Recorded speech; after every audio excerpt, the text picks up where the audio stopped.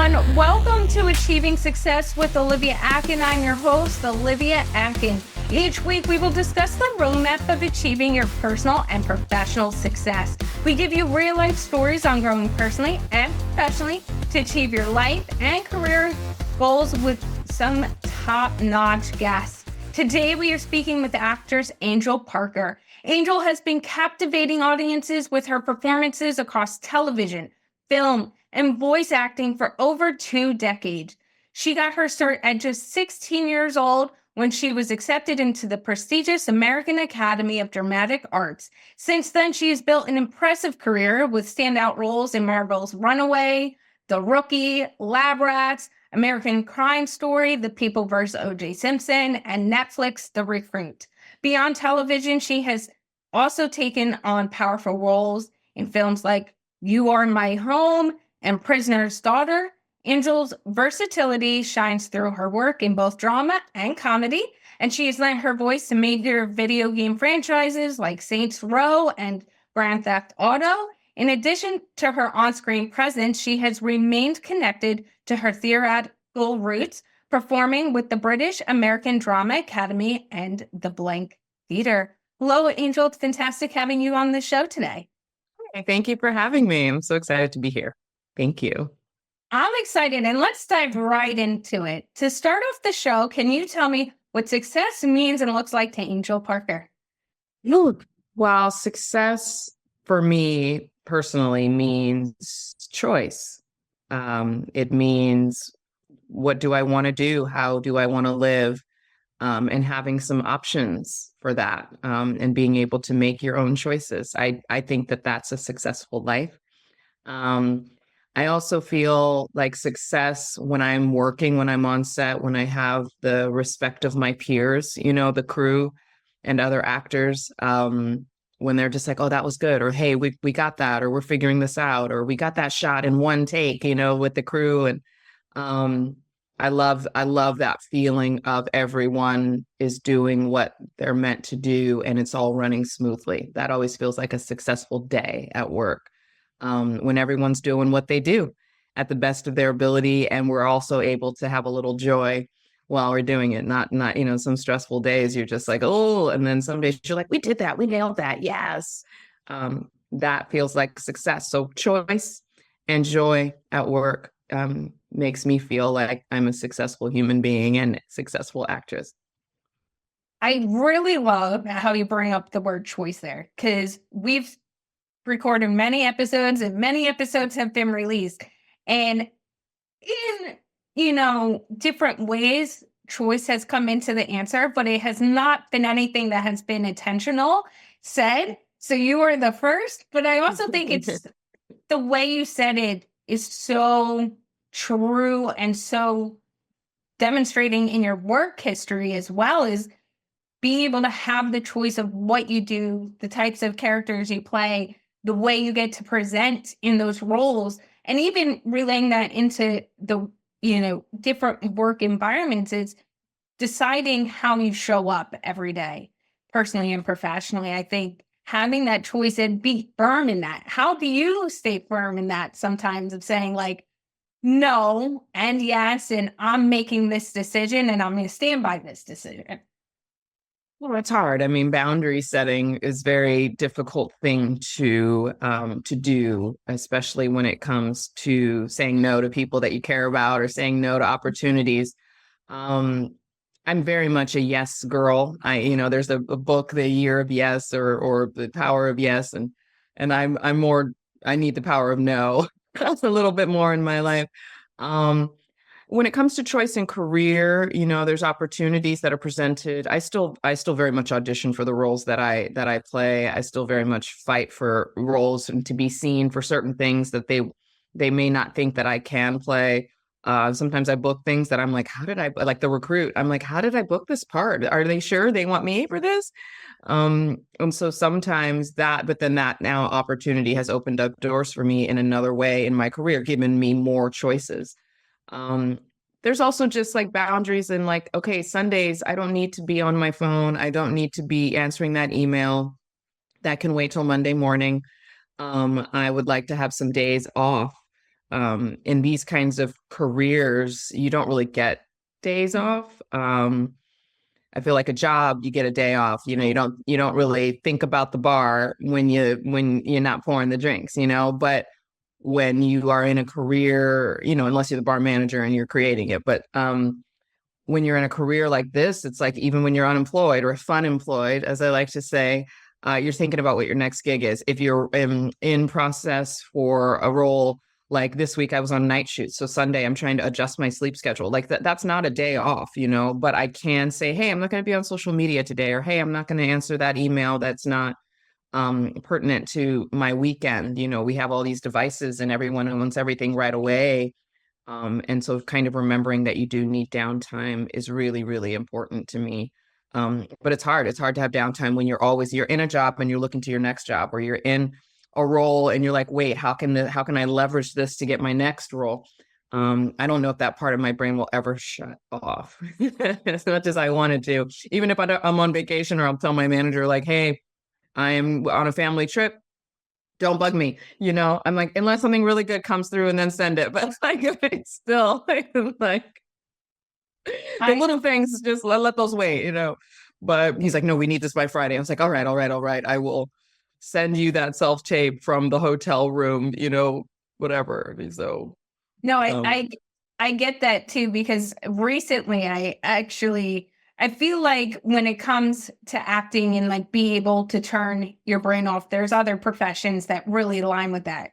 And I was having a discussion recently about entrepreneurship, and when you're building something and when it's your baby, like acting is your babies and something you cherish so much, when something comes through, you're like, I gotta do it. I gotta do this now. And it's not ever really, you don't necessarily ever get to a point where you can completely turn off the cell phone, as I say, and then 100% disconnect. And I actually was saying to my boyfriend the other day, oh, next month, like I've been watching these different clips and this and that, and it made me think next month, I'm gonna just time myself. Like, how long from the time I sit down at my desk every day, like how long until I get up, and what it's that like core work day look like? And then based on that, I'm gonna like start challenging myself to like get up and only work X amount of hours.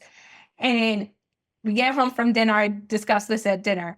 Literally 20 minutes into sitting on the couch, something comes through and I start messaging and goes, you want to talk about like shutting everything down? Like we just had this discussion, and it's one of those things.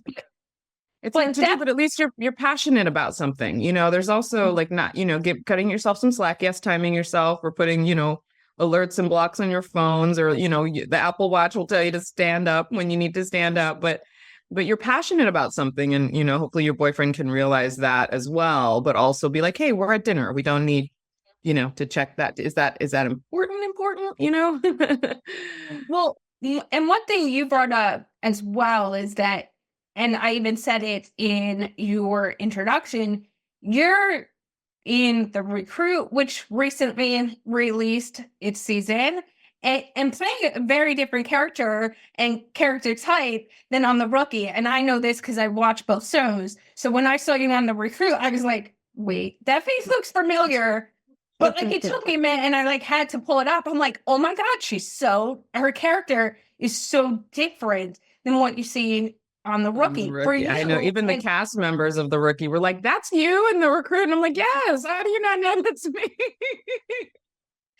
For you, and please correct me if I'm wrong, were you filming that at the same time? Because they're both releasing when The Recruit dropped during the same time The Rookie's dropping its season. And if so, like, how was that managing two different characters and filming at the same time? It was incredibly difficult. Let me just be clear. Yes, I did film those simultaneously, and one was in Vancouver. The Recruit was in Vancouver, and The Rookie was in LA. And my family, my husband and daughter, live in St. Louis. So I was doing sort of a triangle of flying and not sleeping, because The Recruit was some night shoots and things like that. The rookie is very easy to slide into because I've been doing that since the beginning, since season one. And I only really do a few episodes a season, maybe 5 episodes a season, 4 episodes a season. But yes, I did have some of those episodes at the same time as the recruit. There was a time that I was shooting in Vancouver for the recruit. We then flew to DC to shoot at the CIA, which was very cool, headquarters, and then flew from DC to LA to then shoot the rookie like Monday morning. You know what I mean? We had to shoot on the weekend at CIA, and then Monday morning shoot the rookie. And it's difficult. It's like, where am I? What am I? Really, where's my hair doing? Is the biggest one, because for the recruit, I have that like cool kind of mohawk that was like all gelled up tight. Mm-hmm. And then for the rookie, it's like, blown out hair. My hair's naturally curly. It's wet right now. What am I doing? And before I had now I have a wig for the rookie, which is very helpful. But I just have to sort of be where I am. The way that as an actress, I'm very much do a lot of research, do a lot of prep work, including my scheduled freak out and my scheduled imposter syndrome moment. But I have done so much work ahead of time before I get to set, that when I get to set, I'm just like there, and I'm just going to say the words that, and talk to whoever I'm talking to in the scene. And we're just in the moment and we're at the scene. So it's a lot of prep. But when I'm actually there, like if I'm at the rookie and I'm talking to Richard T. Jones, my husband on the show, Richard T. Jones, I'm just talking to him. Or if I'm talking to Jenna Dewan's character, I'm just talking to her. And so it's honestly the makeup and the hair and the prep and the travel and the sleep and all of that is before I get there. Once I'm there and I'm like, oh, I'm Dawn Gilbane right now. I'm a CIA field agent and you cannot trust me. Boom, let's go. Okay, now I'm Luna Gray and I'm at the rookie and I'm a supportive wife and a supportive friend and I'm here. Okay, let's go. So actually doing the work is not difficult at all. It's all the lead up to it. It's all the travel, it's all the sleep, it's all the prep, it's learning the lines, it's being in character. But that work I'm going to do no matter what. So it's really just there's a lot of days that I wake up. Even like today, I'm at my friend's house in LA. I wake up and I'm like, where am I? Where am I?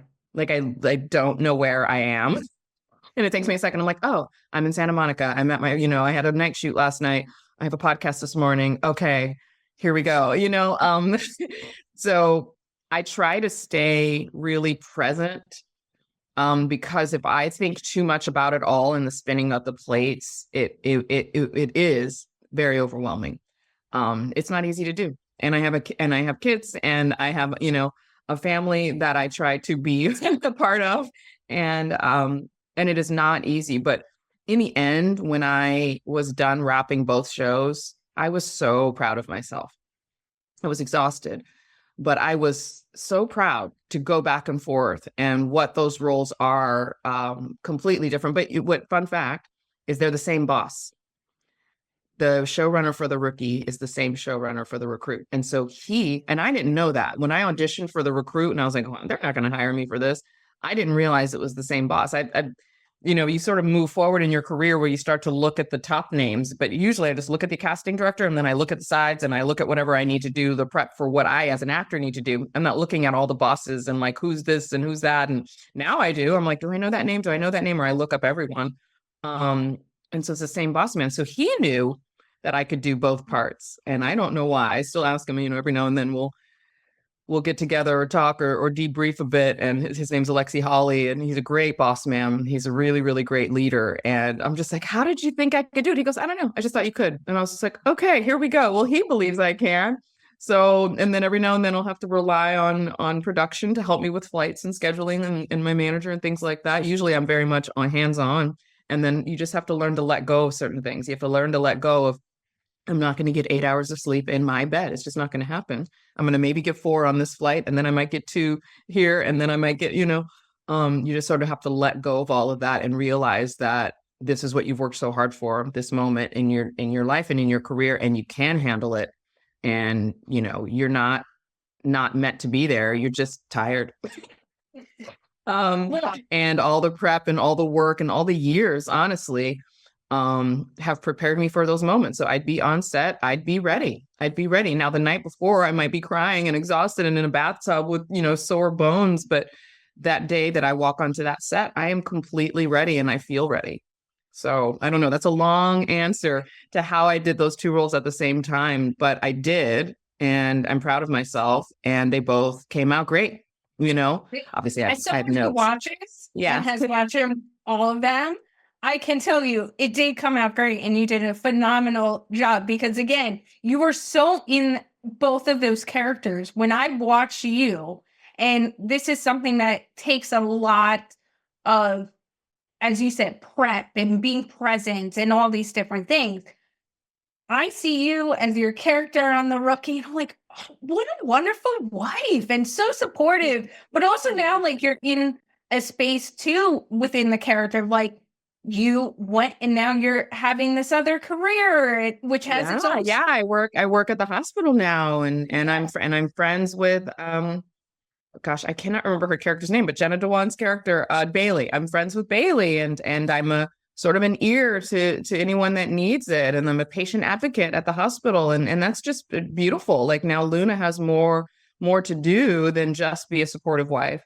Not that there's anything wrong with that, but she now has a job, and Gray is very supportive of her. Anytime he comes to the hospital and she's there, it's always a sweet little moment, and so I just think that's great. Like it's almost like I'm a rookie in my second act of life, of getting a job once our daughter went off to college. And so I think a lot of people, the reason The Rookie's so successful is there's a little bit for everyone. Like every character there's always someone to root for or someone to identify with. And I think that's also the cast and crew just get along so well. And I think that translates on screen, but it's a very successful show worldwide.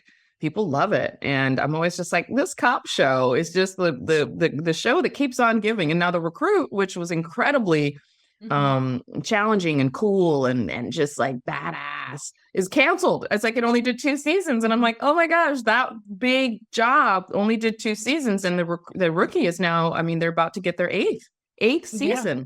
That's really hard to do these days. And like even in The Recruit, I was watching your character and I was like, I want to know more about her storyline. I know. I was hoping there'd be some backstory to Dawn Gilbane and how she got there, but we'll see. But that being said, I want to focus on 2 aspects here, things you've touched upon in our last few minutes. One, I think the approach to preparation in anything you do is key, but when you're juggling multiple balls in the air, as I'll call it, different roles, motherhood, being a wife, traveling all over the country consistently, what does that prep look like for you? And how do you handle it all? Because as you said earlier, if you're not present, it can become overwhelming.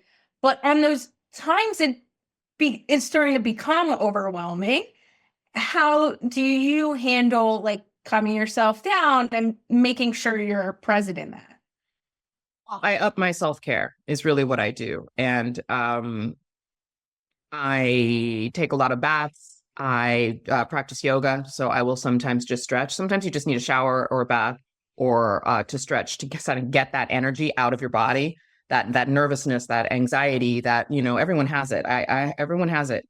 And so it just manifests itself in different ways. I'm a very organized person. And so that helps. That's just sort of innate. Like I still work on paper. So I'll print my sides, I'll print my script, I'll read my scripts like that. I don't print the entire script because, the environment. Also, ink is very expensive. But I will print the pages that I have, and I will organize the week, and I will look at the schedule, and I will, the schedules will change, but I will write it down on the scene. Like that's on Wednesday. That's on Thursday, the order of it. And I have it like all laid out. I have this one picture. I got to find it for my apartment when I was in Vancouver. And it was like a big rectangle. And I had it like all in order of how it happens in the storyline. But then I knew what day it was. And I would just go around and like look at each scene. And I still work with my husband. He's a great acting coach. Just to run it, just to get the words out of my mouth. Or I'll have my co-star, like, hey, do you want to just say this real quick? But I'm organized, I prepare, and then I have to let it go and I have to sleep. Like I can't do any of it if I don't sleep. So even if it's just 4 hours, even if it's 2, even if it's on an airplane, I just up that self-care of like, hey, you just need to sleep. You just need to take a shower. You just need to stretch and get some of that anxiety out of your body. And then you can handle this. Or, just that sort of like, God doesn't give you more than you can handle. And I'm like, oh God, wait. And I just actively try to stay present. So when I'm with my daughter, I do try to put my phone down and be right there. Or I'll just be like, hey, baby girl, I got to take this call. I got to take this email. So she knows what I'm doing. I'm not just randomly scrolling when I have limited time with her.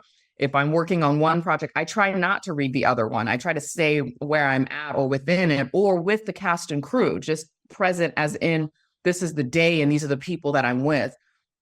And then I will go. So it's really kind of like compartmentalization, self-care, and prep.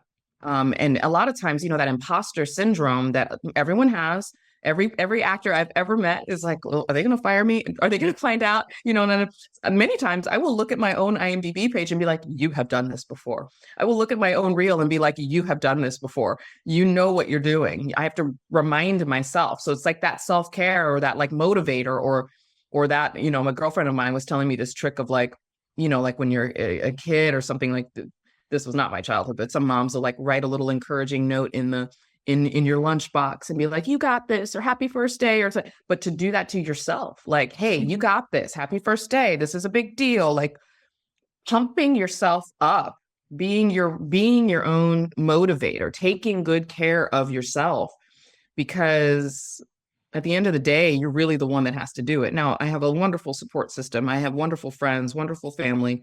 But at the end of the day, I'm the one that has to get on that plane. I'm the one that has that 3 a.m., alarm set for that 5 a.m. flight and then land and then get going. I'm the one that's on night shoots and then this morning have scheduled call with you. So make sure I get at least 4 hours of sleep. 6 is ideal. 8 is a dream.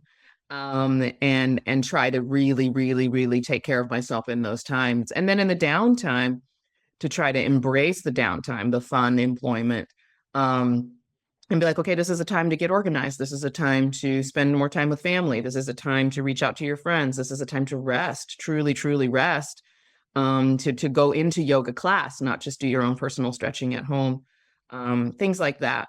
So it's really and I think as you get older, I'm 44 now, you start to realize how much you do need to take care of yourself. I've got friends that are 60, I've got friends that are 20, and just sort of the progression, the ones that are 60 take such good care of themselves because they have to. You need your back to be strong. You need to have rest. You need to have good food. You need to hydrate.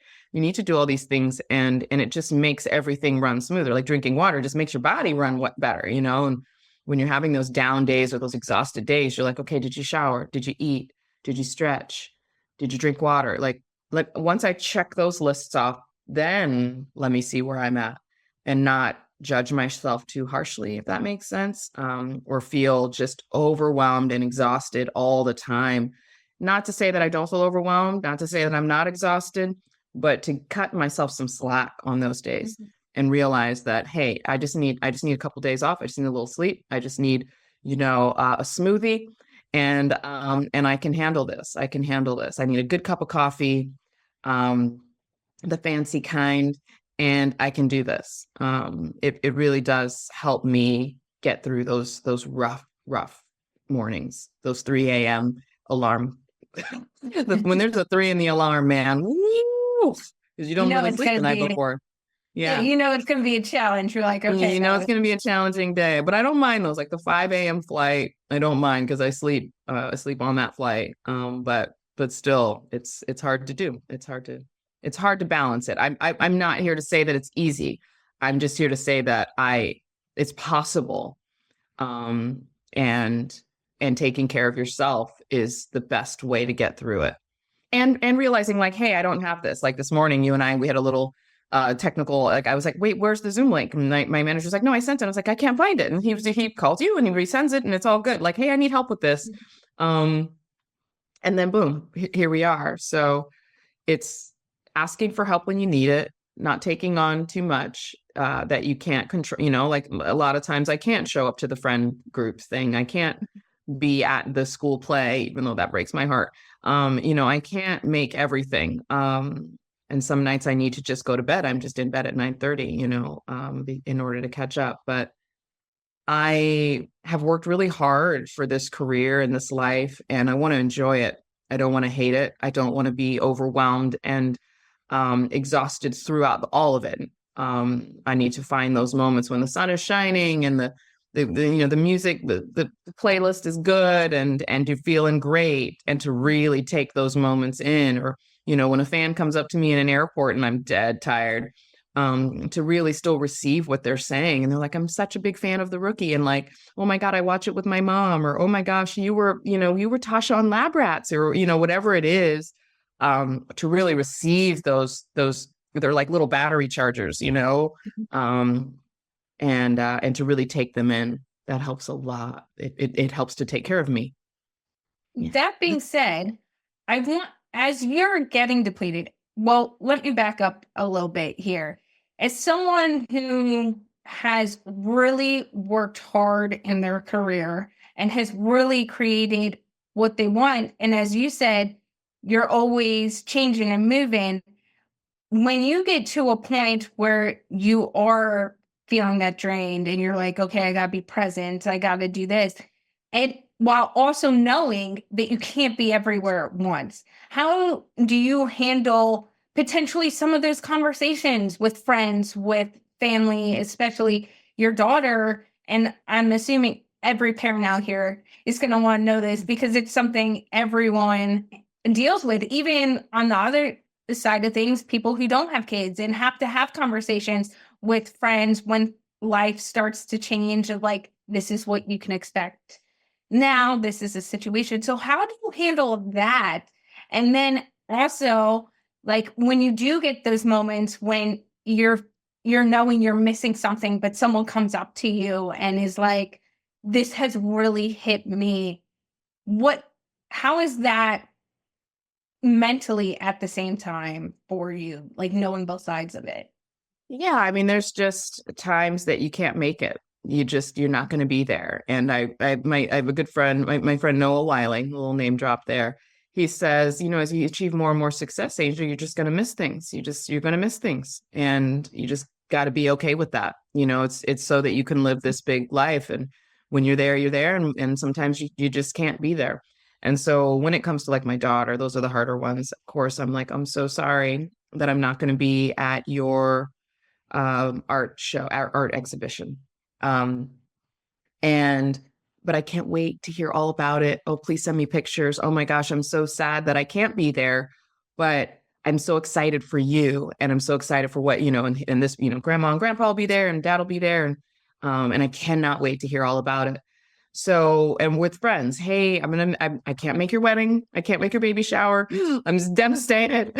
But I'm so proud of you. I'm so excited for you. I'm so glad for this new chapter. I can't wait to see it. Please send me a picture. Please send, I just try to say clearly that I can't make it. And instead of like, I think I can, or maybe I'll be there, like, no, I'm not going to make it. Sometimes it's nice to surprise, or like the art exhibition, the schedule changed and I ended up being able to fly in. Or like my son is in DC, he's at Howard, and I didn't think I'd make it to see his new apartment over spring break, but I did, because the schedule changed and I was able to, fly through the night to get there. But I was able to make it. But when I can't, I apologize. I say I'm working, but I'm so excited. I then pump back in like what I would say if I was in that moment. I would be there. I would, you know, the support of being there physically doesn't mean that you can't offer that support emotionally. And just to say it, if anything, I'm very clear with my friends and family about my limitations, and yeah, that I'm sad. It is sad that I can't make it. And then sometimes I'm just like, I'm gonna be there. I will be there. They will move the schedule, or they will accommodate. But that's a rarity. And then there's times that I'm just so devastated that I can't be there, or like I'll make it to the show and then I'll fly the next day. And then there's times that I need the rest more than I need to be there. And those are the ones that I'm trying to balance a little bit more. I'm like, oh no, if you do that, you will be a wreck for the rest of the week, because your sleep cycle will be completely off. And is that one moment of being there worth it to your physical body? And so sometimes that answer is no. It's just one of those things. It's just like a occupational hazard. You miss stuff. Well, I can't believe our time is already up. I feel like Oh, there's I so know. many. Oh, wait, can I say one more thing about that? There's one little thing that I say to myself, like if you're a pilot or you're a doctor, a surgeon, or you work two jobs, you're at the post office and then you pick up shifts at Amazon warehouse, you're missing a lot as well. You're missing daycare pickup and drop off. You're missing, you know what I mean? So it's not just my occupation that misses things. A lot of people work a lot of different kinds of jobs and they miss things too. And I have to kind of say that there's a lot of people that travel for work for many different reasons and they're not able to be there and they're just as exhausted as I am. I actually, in my fun employment, I get to be there more times and then I'm fully there. So I just want to, it's not just actors that miss stuff. There's a lot of moms that are like, I can't make it because I work the night shift. I'm a nurse and I'm on, double ups or whatever, or you're in military and you're deployed. So it's not just me. Well, and I love how you touched upon that because it's so true. And that's why I wanted you to expand on your experience with that, because I grew up with a father who was an anesthesiologist. He was head of a trauma one OR, and there were many times whether he was on call or something happened and he had to drop, he couldn't show up. Emergency case came in and he had to stay late.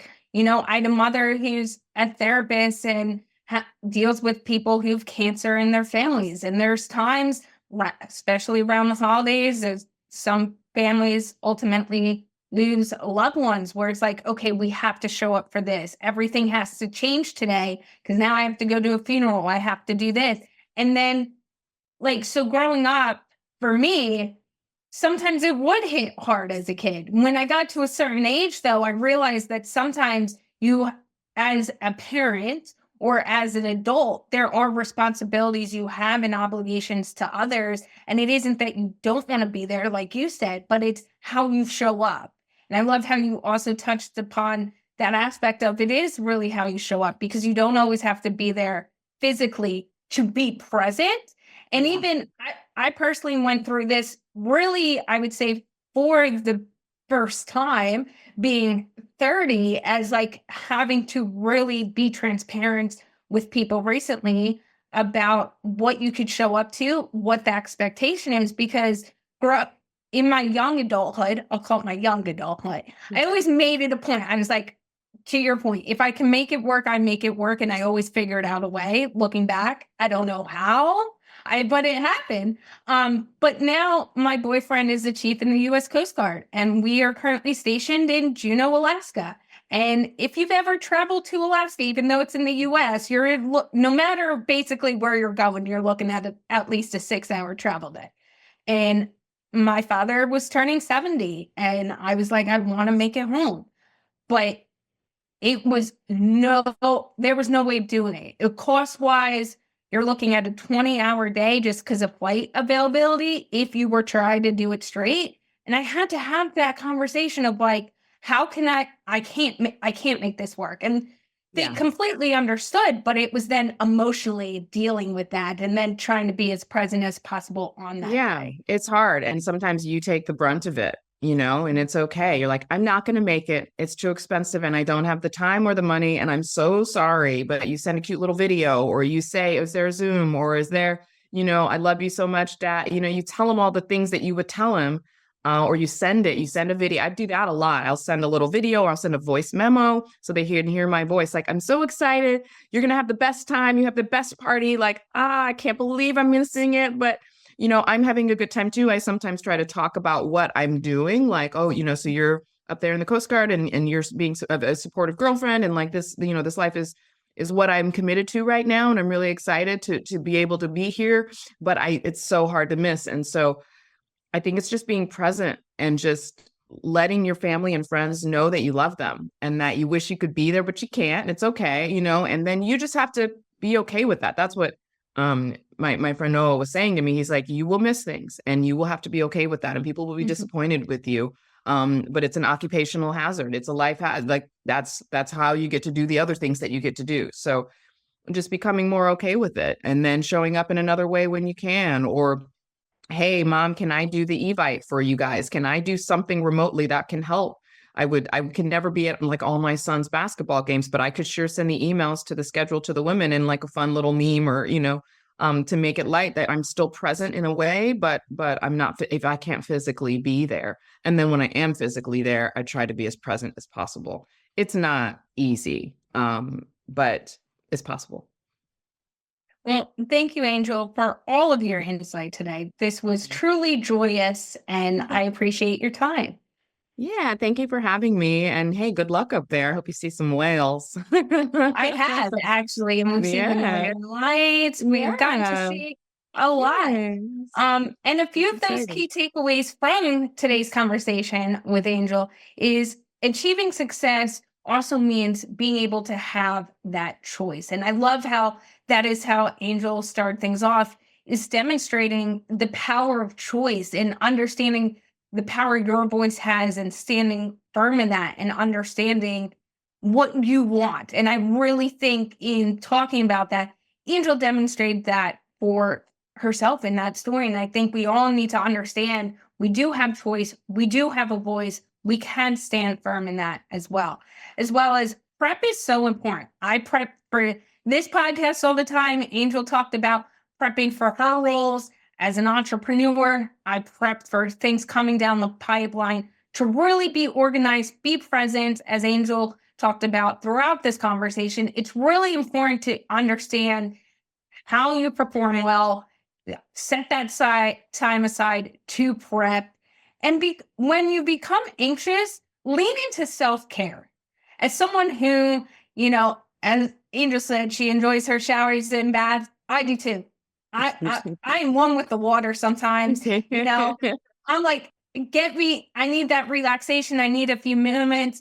So when you're getting anxious throughout the day, whether you can step away and, start your day with that bath or end your day with that bath, or, stand up like Angel mentioned and walk, the room, even if you can't get outside the room, walk the room, listen to some music for a few moments, have that self-care, whatever that looks like to you. And the other thing I really loved that Angel said, and I'm going to challenge everyone to do this, and I'm going to start implementing this, is when you start to feel imposter syndrome, hold yourself accountable, go back, look at the things you've accomplished, and remember that. I love how Angel brought up looking at her IMB account and going, no, I've accomplished these things. I've got this. We can all do that with our work. We all keep a library of those moments where we've accomplished something really big. Take a few moments, check in with yourself, go through that, and have that confidence of like, I've done this. I got this. As well as that goes along with that, be your motivator. Write yourself some notes sometimes. And lastly, the support of not being there physically doesn't mean you can't be there emotionally. Send those videos to people when you can't be there. Those voice memos that Angel brought up, those memes. There's always a way to be present and make it known that you're there, that you're supported, even if you can't be there physically. This was a great episode with our top-notch guest, actress Angel Parker. Thank you for listening and have a successful day.